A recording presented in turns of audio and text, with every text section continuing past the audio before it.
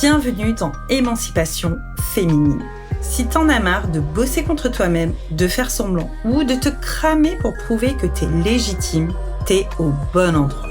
Je suis Delphine, accompagnante féministe et intervenante en entreprise. Dans ce podcast, on met des mots sur ce qui nous travaille dans tous les sens du terme.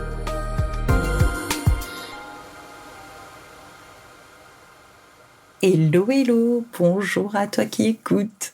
J'ai décidé de ne plus me prendre la tête. J'ai recommencé littéralement 3 fois déjà l'intro de cet épisode. Je te parle même pas de l'intro et de l'outro de ce podcast. Je pense que je suis rouillée. Ça fait 7 mois que je n'ai pas pris de micro. Bref, j'ai mis longtemps à revenir ici et je décide sur cet épisode d'être genre ma meilleure amie, ma meilleure pote féministe et d'arrêter de lâcher prise sur les petits bruits de bouche, de ventre, de l'extérieur qui va se passer. Voilà, j'ai un super monteur, il fera du mieux qu'il peut et j'espère que ce sera quand même fluide et agréable pour toi. J'ai plus envie de couper mon flow, donc on y va. Déjà, 1000 merci, vraiment, parce que ça m'a fait chaud au cœur. J'ai quand même surveillé les stats du podcast.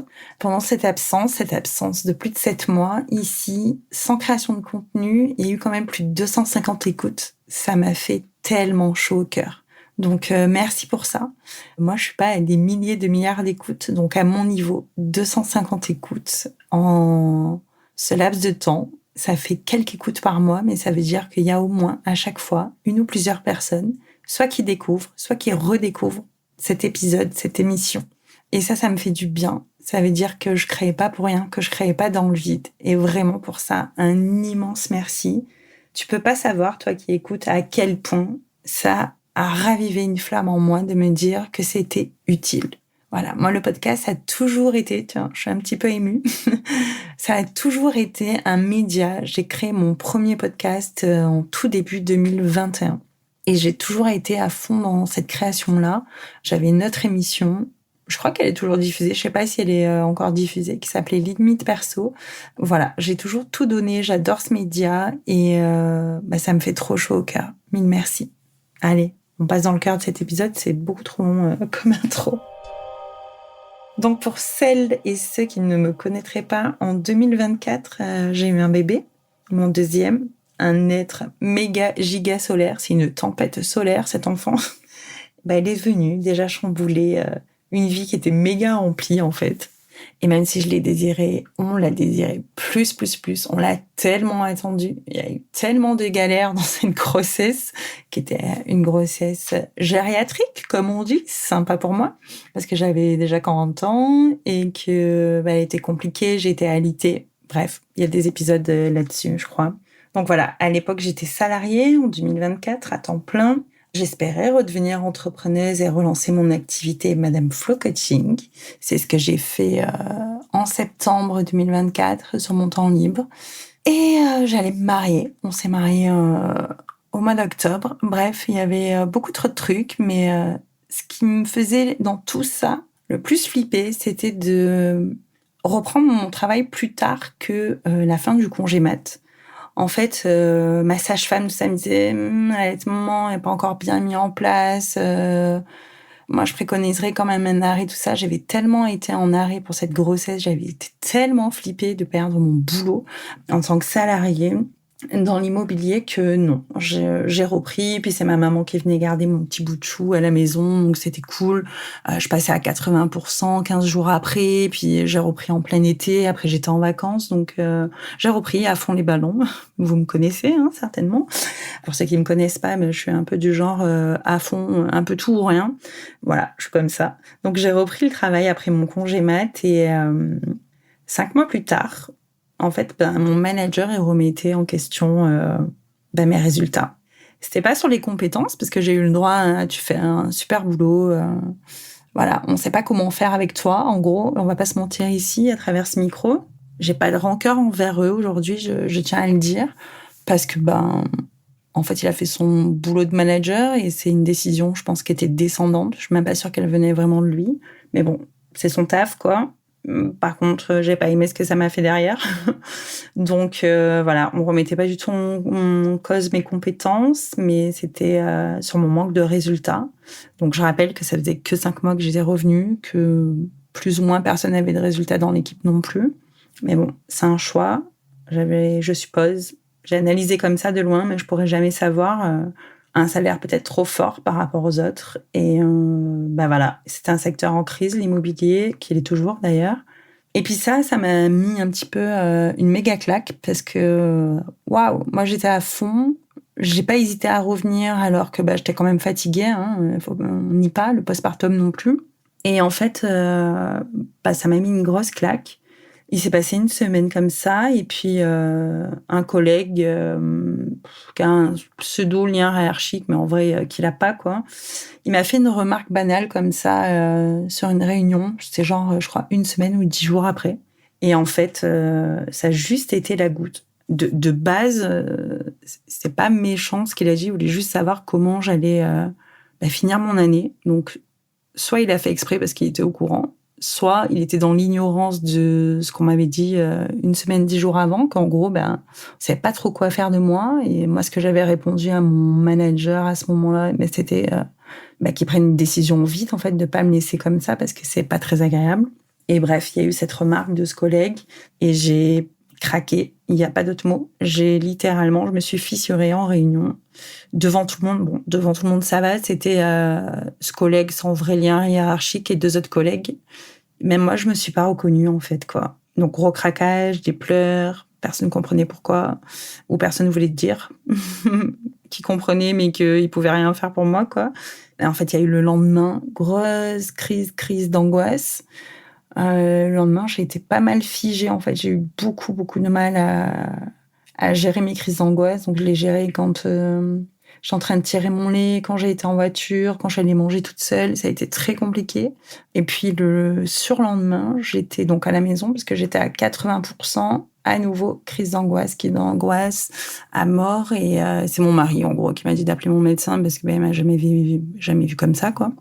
Et voilà, moi j'arrive chez mon médecin, je lui dis je pense que peut-être que je fais une dépression postpartum. Je lui explique la situation. Il me regarde, il me sculpte tout ça, il me dit je pense pas que t'es en dépression postpartum du tout. Est-ce que tu veux voir quelqu'un? Je t'arrête déjà 15 jours. Et ce soir-là, je crois que c'était le 27 ou 28 novembre, j'écrivais aussi, en fait, je vous écrivais dans la newsletter, pour celle qui a été abonnée, que j'arrêtais ce média-là, parce que j'avais pas de retour, et j'osais pas dire qu'en fait, j'avais plus d'énergie, je savais pas ce qu'allait arriver. Moi, je partais pour un arrêt de 15 jours, avec la recommandation d'aller voir un psy, et en fait, ça a été un méga long arrêt. Ça a été vraiment une claque. Moi, je pensais que c'était ça, peut-être une crise identitaire, une dépression postpartum, peut-être un peu trop de stress avec tout ce qui s'était passé. Mais en vrai, c'était juste un épuisement. Je dis ça comme si c'était banal, mais c'était quelque chose de plus diffus, perte de sens. C'est mon thérapeute, en fait, qui a mis les mots dessus. Au début, il m'a dit que j'étais en burn-out. Donc, ce thérapeute que je connaissais pas du tout, je lui explique la situation. Donc, je l'ai vu dans les 15 jours de mon arrêt. Et il me dit, Madame, vous êtes en burn-out. J'ai rigolé, en fait, parce que je lui ai dit, je crois pas. Donc, je me suis dit, il est nul. Super. Je suis chez un psy, il est bidon. Pardon, si vous m'écoutez. Parce que ça n'a pas été le cas du tout. On avait fait un super travail ensemble après. Mais en fait, je dis, c'est pas possible, monsieur, docteur. En fait, je me lève, je vais au travail, je m'occupe de mes enfants, je m'occupe de ce que j'ai à faire à ma maison, on a géré le mariage avec mon mari, je me lève du lit, ok, je fais des crises d'angoisse, je suis pas très bien dans mon boulot parce que voilà ce qu'on m'annonce, je suis fatiguée, mais bon, j'ai un bébé, voilà quoi. En fait, j'essaie de vraiment normaliser tout ce qui m'arrivait. Parce que une meuf, quoi, vous connaissez, le sens du sacrifice et de devoir tout porter et ne pas se plaindre dans une société patriarcale, la joie. Et en fait, il m'a expliqué que effectivement, le mot exact, c'était pas un burn-out, mais que j'étais en pré-burn-out et que ça s'appelait un burn-in.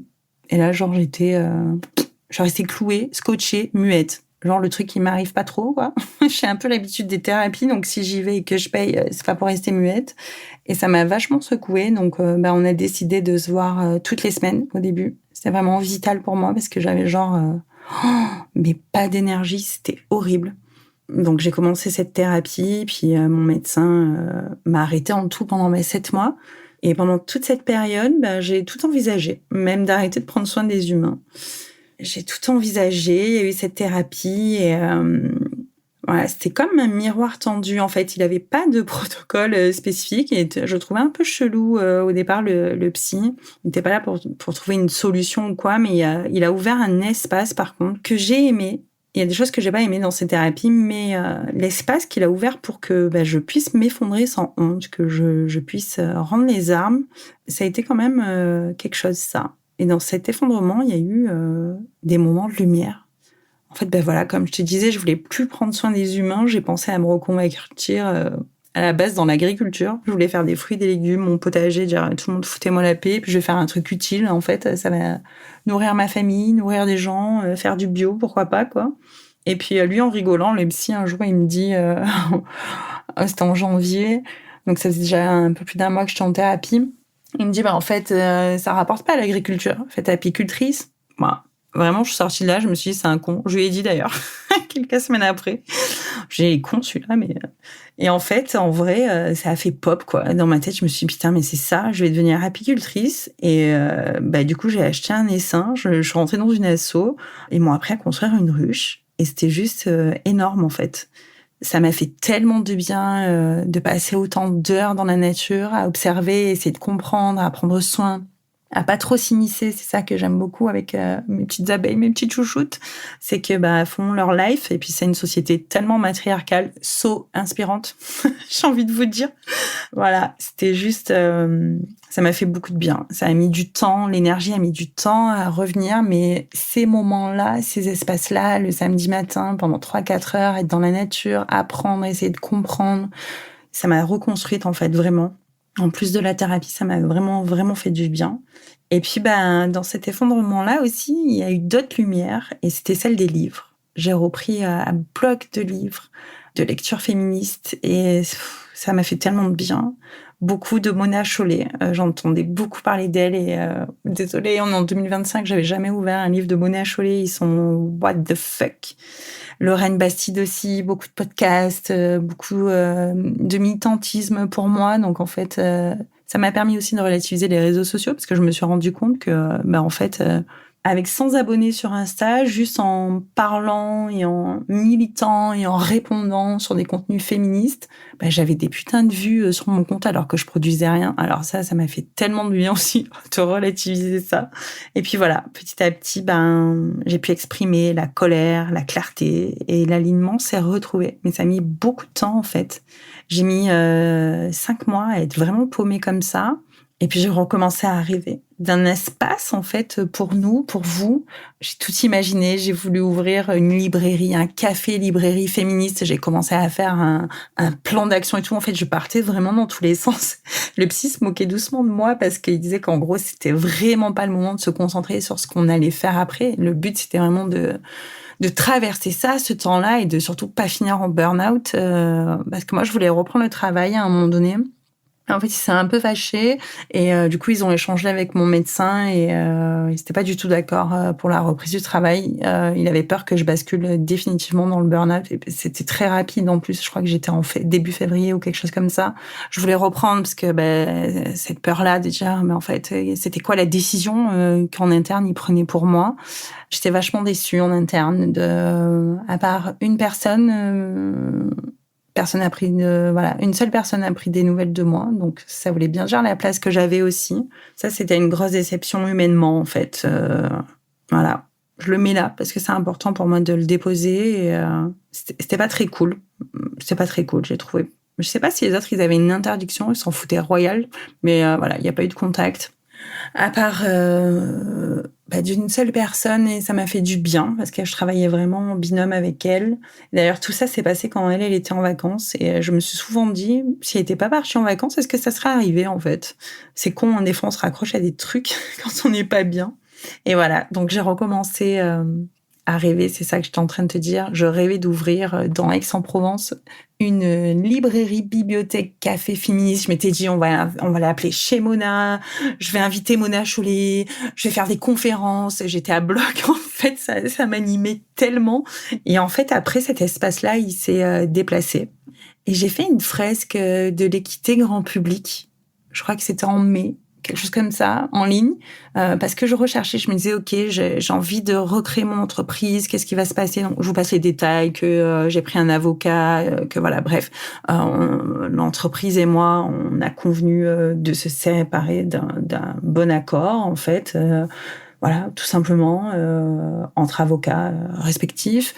Et j'ai quitté la boîte le 30 juin dernier, il y a 3 jours. Et voilà, j'ai rendu mon ordi, ma bagnole. Je rêvais vraiment d'un espace qui soit, qui serait à la fois politique, qui serait doux, d'un accompagnement qui demanderait plus aux femmes de s'adapter, mais vraiment de s'écouter. Parce qu'il m'a inspiré, en fait, ce psy, et d'un endroit où on te pousse pas à aller bien. En fait, c'était ça que j'ai adoré chez lui, même s'il y a des trucs qui me dérangeaient chez lui, parce que, un mec dans une société patriarcale, quoi, j'ai envie de te dire. Donc, des fois, il y avait des phrases un peu officimes. Bon, il a bien compris que j'étais féministe et j'avais pas envie de le reprendre à chaque fois non plus parce que il me faisait quand même du bien aussi. Et en fait, c'est ça que j'ai adoré chez lui. Il me poussait pas forcément à aller bien, ni à aller mal, mais juste à vivre le truc, quoi. Et c'est comme ça que j'ai recréé quelque chose dans Libération. J'avais pas envie de changer le nom. Donc peut-être que si t'as déjà été accompagné par moi, t'es peut-être déjà passé dans le coaching Libération que j'ai remanié. À la base, il était pour les entrepreneuses hypersensibles. Et voilà, je le remanie pour qu'il s'adapte vraiment à toutes les femmes. Si t'es hypersensible, il s'adapte toujours à toi, t'inquiète pas. Et puis, je l'ai créé, ce lieu, chez Mona. En fait, je l'ai créé en ligne. Je suis trop contente. Je suis trop contente de revenir au micro et de vous confier tout ça. J'espère que vous allez bien, vraiment. Et si t'écoutes aujourd'hui cet épisode, peu importe que tu sois, je sais pas, sur ton canapé, sur ton lit, au bureau, dans un open space, dans ta bagnole, sache que, en fait, je te parle depuis ce lieu à l'intérieur où c'est reconquis. Je suis pas en train de te faire genre un happy end où tu dois tout comprendre, tu dois tout analyser. Je me parle vraiment à moi-même parce que j'étais vraiment là-dedans. J'avais cette pression de est-ce que je vais devoir communiquer sur ce que je traverse et tout. En fait, se rappeler que on est libre sur nos réseaux. Quand tu crées une entreprise, meuf, sens-toi libre de partager ou de ne pas partager. Ce temps de silence m'a fait un putain de bien en fait, de prendre du temps pour être avec moi, être présente avec moi et rentrer vraiment dans cet amour en fait. Il n'y a pas d'autre mot, dans cet amour de soi, d'être vraiment comme cette sœur que j'ai pas eue. J'ai une belle sœur que j'adore d'ailleurs, qu'elle a depuis hyper longtemps dans ma famille. Mais ouais, j'ai comme une jumelle en fait de soi-même et de s'aimer enfin. Vraiment. Donc vraiment, toutes ces lectures, ça m'a fait énormément de bien. Et je te disais tout à l'heure que ce qui m'a fait aussi un énorme déclic, c'est d'avoir participé en ligne à une fresque de l'équité. Du coup, j'ai décidé de devenir facilitatrice de la fresque de l'équité et de rajouter ça dans mon job. Et ça, mais ça me porte mais tellement. Si tu me suis sur Instagram, si tu ne me suis pas, je t'invite à checker mon compte et à t'abonner. C'est ce que je partageais jeudi, qu'en fait, ça me fait tellement de bien, ça me booste, ça me porte en énergie parce que je sais, au-delà du coaching, donc chez moi, le coaching Libération, il est individuel. Ça rouvrira fin septembre. Donc, on n'est pas là pour parler de ça à l'instant T, mais j'avais besoin de mettre dans du collectif et je savais pas comment, j'avais pas envie de faire un groupe, machin, je savais pas comment emporter le truc. Et j'assiste à cette fresque de l'équité en ligne, c'était génial. Et du coup, voilà, je suis en pleine formation dedans. Je vais co-animer ma première fresque grand public d'ici 15 jours. J'ai un petit peu les chocottes et en même temps, j'ai méga super envie de le faire. Ça va être juste génial. Et du coup, voilà, c'est ça que j'ai rajouté, c'est des interventions en entreprise et ça fait tellement une belle boucle parce qu'au départ, quand je suis devenue sophrologue, c'était pour intervenir en entreprise. Et puis il y a eu le Covid, donc je suis partie sur un autre projet. J'ai pris ma casquette de préparatrice mentale, tout ça, tant mieux parce que ça m'a appris tellement de choses. Mais je trouve qu'aujourd'hui, c'est un peu 6 ans après, un retour vraiment au projet que je voulais faire. Et il est encore mieux parce que jamais j'aurais eu à l'époque le courage, les ovaires d'aller en entreprise, que je quitte des grosses boîtes qui sont au CAC 40 et de leur dire, en fait, les gars, je reviens et on va parler d'équité, quoi. Jamais, j'aurais jamais été prête émotionnellement, psychologiquement à l'époque. Donc voilà, je suis de retour avec cette part de moi qui va aller faire de la fresque de l'équité en entreprise. Donc c'est à destination des salariés. En fait, c'est quoi la fresque de l'équité ? C'est un atelier participatif, collaboratif, c'est génial. En fait, moi, je suis pas genre animatrice, je suis facilitatrice. Donc ça veut dire que on fait ensemble et je donne beaucoup la parole aux autres. Et c'est un jeu interactif qui est génial, avec des cartes, avec des stylos. On échange dans la matière. Bon, quand c'est en ligne, mais on échange vraiment dans la matière et on vient parler de ce qui me porte vraiment et de ce que j'ai l'impression quand même d'avoir vécu, même si ça n'a pas été nommé comme ça. En tout cas, c'est un peu genre le pressentiment que j'ai eu. C'est les inégalités femmes-hommes au travail. C'est ça que ça parle, la fraise de l'équité. Et je crois que mon parcours, c'est de ça qu'il parle aussi, dernièrement. Même si peut-être que personne n'avouera publiquement. Mais toi-même, tu sais quoi. Donc voilà, je fais aussi des formations pour animer des conférences 60 minutes pour l'équité. J'ai trop hâte. Donc voilà, là c'est l'été. C'est un été qui va être chill où je vais juste enregistrer mes podcasts, finir de vous créer cet espace chez Mona qui est en construction, qui va être trop beau, qui va nous porter. Et puis j'ai envie de te dire, si tu vis un truc qui est pas cool en ce moment, vraiment, bah t'es pas obligé de tout comprendre à l'instant T. T'es pas obligée d'être prête à l'instant T d'en parler, de partager. T'as pas forcément à être forte. Tu peux être aussi juste curieuse, rester vivante. Et puis ça va revenir, ça va passer.